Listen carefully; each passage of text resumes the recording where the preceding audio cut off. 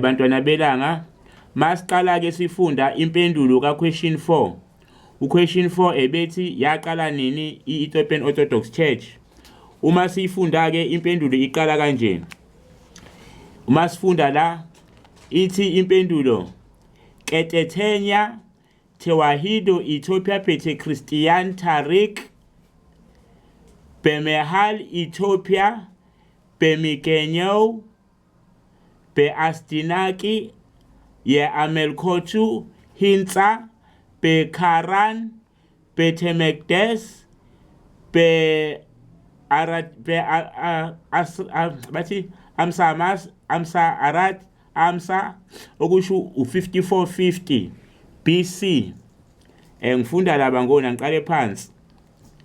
Ngifunda la Ketethenya Tewahido Pete Christian Tarik Mers ye Ethiopia be Mikenyau be Astinaki ye Melkotinsa be Karan eKaran be Temekdes ngesikhathi sika 5450 BC.